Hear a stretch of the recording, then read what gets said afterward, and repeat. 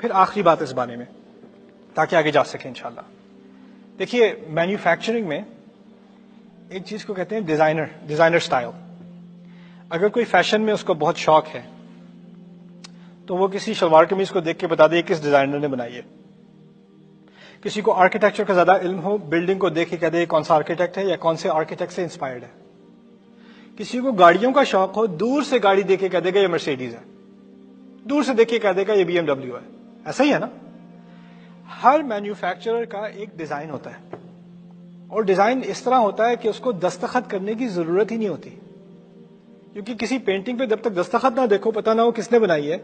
لیکن کچھ آرٹسٹ ایسے ہوتے ہیں آپ قریب جا کے دستخط نہ بھی دیکھیں اور اچھا یہ مجھے پتا ہے کس نے بنائی ہے. سمجھ میں آ رہی ہے بات؟ اوکے.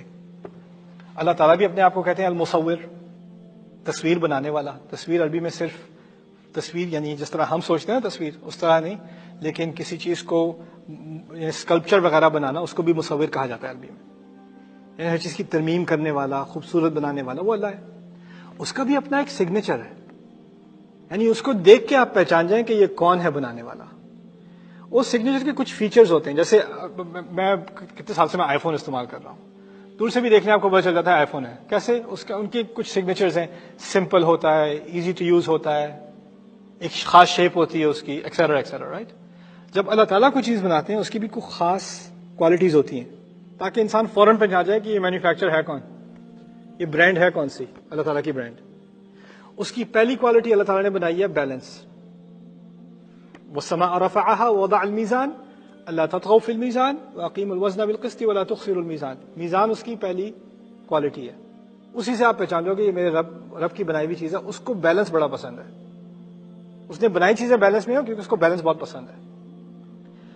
دوسری کوالٹی یہاں پر بتائی گئی ہے وَالْأَرْضَ وَضَعَهَا لِلْأَنَامِ فِيهَا فَاكِهَةٌ وَالنَّخْلُ ذَاتُ الْأَكْمَامِ وَالْحَبُّ ذُو الْعَصْفِ وَالرَّيْحَانِ.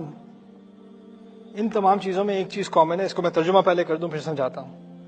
کہا کہ اس نے زمین نچلی کر دی.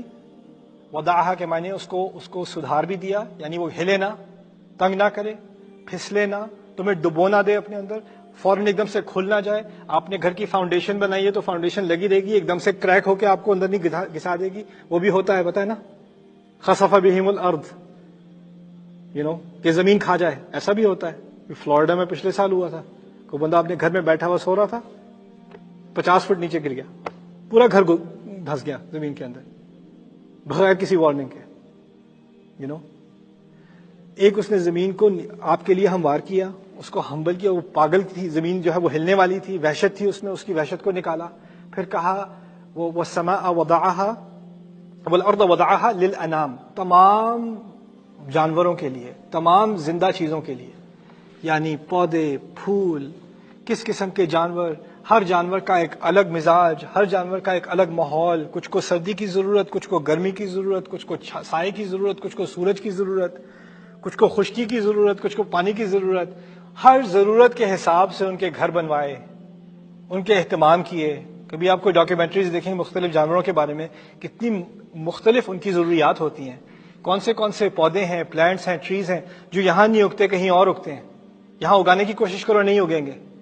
ان کی اپنی اپنی ضروریات ہیں. ان کے لیے مٹی بدلی، ان کے لیے موسم بدلا، ان میں ہوا میں جو جتنا پانی ہونا چاہیے، موئسچر ہے وہ بدلا، بادلوں کی رفتار بدلی، کون سے پرندے کہاں اڑتے ہیں کہاں نہیں اڑتے، ان کے راستے ہموار کیے. یہ ہے وَالْأَرْضَ وَضَعَهَا لِلْأَنَامِ. اس سے ہمارے رب کی ایک سگنیچر کوالٹی کیا نکلی کہ جن زندہ چیزوں کو اس نے بنایا ہے ان کے لیے تمام اہتمام کرتا ہے. اس کو مینوفیکچر زبان میں کہتے ہیں کسٹمر سروس، رائٹ. لیکن یہاں تو کریشن سروس. ان تمام چیزوں کے لیے کس چیز کا اہتمام. یہ کھائے گا کیا؟ بنا تو دیا، یہ کھائے گا کیا؟ پناہ کہاں لے گا؟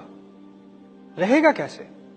ایک مخلوق، ایک کیڑے تک کی کہاں سے کھائے گا؟ کیا کھائے گا؟ کب کھائے گا؟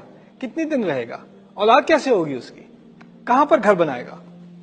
وَالْأَرْضَ وَضَعَهَا لِلْأَنَامِ. ہر ایک کے لیے گھر، ہر ایک کے لیے ماحول. پوری زمین اس نے اس طرح بنائی، یعنی اہتمام کرنے والا، بھولنے والا نہیں. اس نے کسی ایک چڑیا کو نہیں چھوڑا، کسی ایک چونٹی کو نہیں چھوڑا. تمہیں کیسے چھوڑ دیا؟ تمہیں کیسے لگتا ہے تمہارا اہتمام نہیں کیا؟ انسان بڑا ناشکرا ہے. انسان نے کہتا ہے اللہ تعالیٰ نے میرے لیے کیا کیا، میں کیوں کروں؟ میرا کب خیال رکھا ہے؟ کتنے اندھے ہو، کس چیز کا خیال نہیں رکھا؟ کس پرندے کا خیال نہیں رکھا؟ ایک ایک پرندہ اپنے گھونسلے سے نکل کے اس کا رزق لکھا ہوا ہے. ایک ایک جانور کیا کھائے گا، کب نہیں کھائے گا، کہاں پیے گا. سبحان اللہ. والارض وضعها للانام. ایک طرف تو میزان ہے، دوسری طرف اہتمام ہے. اس کو بیلنس پسند ہے اور اس کو خیال رکھنا پسند ہے. یہ دوسری بات کہ وہ خیال رکھتا ہے. پھر خیال رکھنے کے بھی درجے ہوتے ہیں. دیکھیے ہسپتال میں کسی مریض کا بھی خیال رکھا جاتا ہے، ایسی تو کوئی بات نہیں ہے. لیکن پھر کسی کو 5 اسٹار ہوٹل میں ہو تو اس کا کچھ اور خیال رکھا جاتا ہے. خیال میں بھی فرق ہوتا ہے نا. سسرال بھی خیال ہی رکھتے ہیں، لیکن ماں باپ کے خیال رکھنے کی کوئی اور بات ہوتی ہے. خیال میں بھی فرق ہوتا ہے. اب آگے دیکھیں کیا کہا ہے. فیہا فاکہۃ والنخل ذات الاکمام. بڑی پیاری آیت ہے. کہتے ہیں کہ دنیا میں، زمین میں اس نے ایسے پھل رکھے. فاکہہ کہتے ہیں وہ پھل جب کھاؤ، اس میں چباؤ تو منہ پہ مسکراہٹ آ جائے، تم سے رہا بھی نہ جائے مسکراہٹ روکنے کی تمہیں صلاحیت ہی نہ ہو، قدرت ہی نہ ہو. کسی نے کوئی مالٹا کھایا، کوئی زبردست خربوزہ کھایا، کوئی اسٹرابیری کھائی، ایک ہی نوالا لینے کے بعد جتنے بھی برے موڈ والا انسان ہو، اچھا پھل کھا کے منہ پہ شکل بدل جاتی ہے انسان کی. اسی لیے فاکہہ جو فعل ہے وہ خوشی کے لیے استعمال ہوتا ہے، اور فاکہہ ایسا پھل جسے کھا کے خوشی ہو. اس میں ایسے پھل رکھے جن کا مزہ، جن کا مزاج ایسا کہ انسان خوش، اس کے مزاج خوش ہو جائے. فاکہۃ. اور اس کی پہلی پھر مثال دے دی. عربوں کو کون سی مثال؟ ان کو کہاں اسٹرابیری ملنی ہے، کیوی ملنی ہے، وہ تو آسٹریلیا میں ہے. انہیں کون سا پھل ملتا ہے میٹھا؟ کون سا پھل؟ کھجور ملتی ہے انہیں. تو فوراً کہہ دیا تمہارے لیے کون سی رکھی ہے، کیونکہ وہ کہ ہمیں تو صحرا ملا، ہمیں کیا ملا ہے. تو فوراً ان کو جواب دے دیا والنخل. تمہارے لیے کھجوروں کے درخت دیکھو، اور صرف تمہیں میٹھا کھانے کو نہیں دیا، ذات الاکمام. والنخل ذات الاکمام.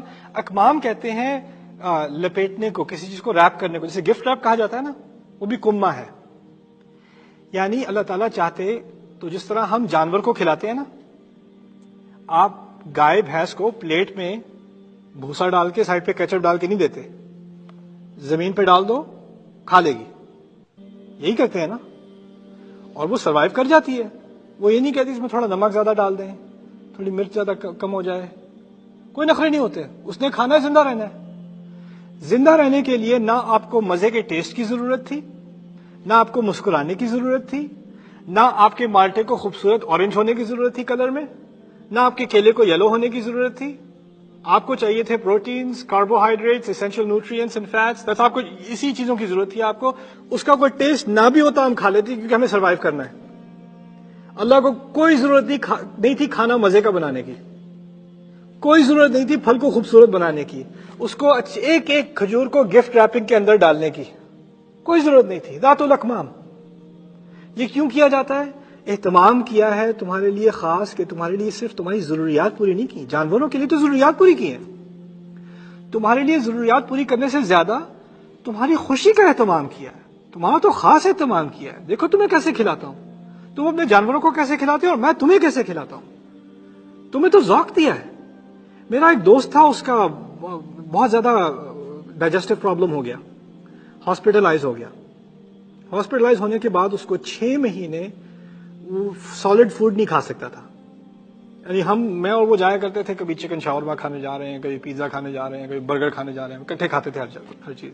اب وہ ہسپتال میں لیٹا ہے بیچارہ. ہسپتال میں اس کو وہ دیتے ہیں، وہ ایک نیوٹرین ڈرنک ہوتا ہے، پروٹین ڈرنک. اس میں نہ شوگر منع اسے، اس میں نہ ٹیسٹ نام کی کوئی چیز. اس نے ناشتے میں بھی یہی پینا ہے، لنچ میں بھی یہی پینا ہے، ڈنر میں بھی یہی پینا ہے. کھانے کو کچھ نہیں ملنا اسے، پینے کو ہی ملنا ہے. اس کو آپشن دی ہوئی تھی ڈرپ لگا لو یا پی لو. اس نے 2 ہفتے پیا، اس کے بعد کا ڈرپ لگا دو، نہیں پیا جاتا. آیا تھا میں اس کو وزٹ کرنے ایک دن، اس نے کہا تھوڑا ٹرائی کرنا. میں کہا نہیں رہنے دو. پھر میں نے ٹرائی کیا. جب کیا میں نے کہا یہ تو میں اپنی گاڑی میں بھی نہ ڈالوں، یہ انسان کے کھانے کی چیز ہے. ہمیں اچھے ٹیسٹ کی اتنی عادت ہے، کھانا اگر اچھے ٹیسٹ کا بھی ہو، اگر بدصورت ہو شکل میں، نہیں کھایا جاتا. گھن آتی ہے. کسی اور جانور کو گھن آتی ہے؟ ہمیں آتی ہے نا. ہمیں خوبصورتی چاہیے، کھانے میں بھی خوبصورتی چاہیے، سونگھنے میں بھی خوبصورتی چاہیے. صرف سروائیو نہیں کرنا ہم نے، اللہ تعالیٰ نے تم میں ایک خوبصورتی کی خواہش ڈالی ہر چیز میں، پہننے میں، اوڑھنے میں، کھانے میں، اور پھر اس کا اہتمام بھی کیا، تمہیں خوبصورت چیزیں بھی دی، تمہیں فروٹس وغیرہ کے مختلف کلرز بھی دیے، مختلف ٹیسٹ بھی دیے، ورنہ تمام شوگر ایک جیسی ہوتی؟ سیب کی مٹھاس، مالٹے کی مٹھاس، خربوزے کی مٹھاس الگ کیوں ہے؟ شوگر تو سارے ہیں، ایک ہی ہو جاتی، کیا ضرورت تھی؟ یہ اللہ تعالیٰ نے تمہارے لیے خاص کیا، اس سے بھی نہیں مانتے کہ وہ الرحمن ہے؟ اس سے اس کی محبت کا تمہیں اندازہ نہیں ہوتا؟ تو یہ اللہ تعالیٰ نے جو دلائل دیے ہیں یہاں پر، یہ بڑے دل کو لگنے والے دلائل ہیں. اور پھر یہ آخری دلیل میں ختم کرتا ہوں، والحب ذو العصف والریحان. پھر اس کے علاوہ تمہیں بیج دیے تاکہ تم کھیتی باڑی کرو، اور مزے مزے کی ہوائیں دی جس میں تمہیں خوشبو آتی ہے. صبح کو اٹھتے ہو، اچھی ہوا سے تمہارے روح کھل جاتی ہے تمہاری. والریحان، والحب ذو العصف والریحان. اور عصف کے معنی اونچے اونچے، یعنی جب وہ پودے کھل جاتے ہیں نا کھیت میں، وہ لہرائی ہوتی ہے، وہ انسان دیکھ کے اس کا دل خوش ہوتا ہے. دیکھو تمہیں ویو سین کیسا دیا ہے تمہیں، اس کو تو غور کرو. اس نے تم سے محبت نہیں کی. خدا نے میرے لیے کیا کیا، میں کیوں اس کی بات مانوں؟ کس خدا کی بات کر رہے ہو؟ اللہ تعالیٰ نے صرف ہمیں لاجیکل یا فلسافیکل قسم کی دلیل نہیں دی قرآن میں، اس نے ہمارے دل سے بات کی ہے.